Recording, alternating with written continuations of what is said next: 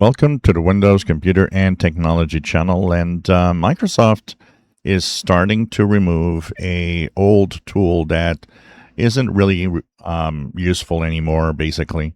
And it's an automation type tool that, as in a command line, most people don't know it exists. If you type WMIC on your Windows machine, you will see it's a command, and it brings you this command line here.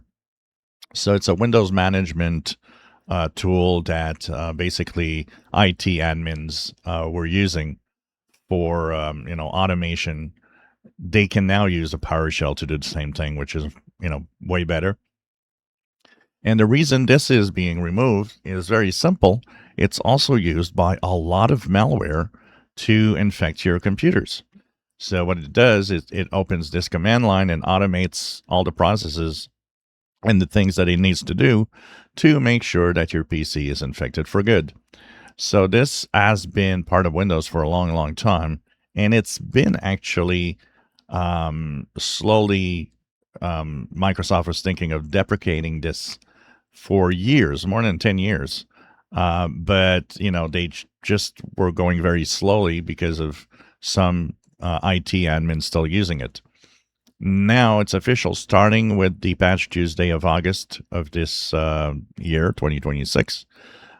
Slowly, this will eventually be removed completely of all the PCs. So that means in the coming months, this will disappear from your computer. Microsoft will not give any way to bring it back. And the reason is simple. It's dangerous for malware infections that use it.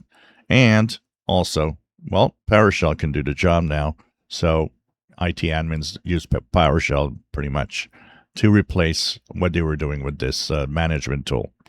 So this is to keep us safer, and it is starting to be deprecated. If you do a fresh new install of Windows, by the way, you'll notice that it's not there. All new installs of Windows will not install it on your PC. If you enjoy my videos, please subscribe, give us thumbs up. Thank you for watching.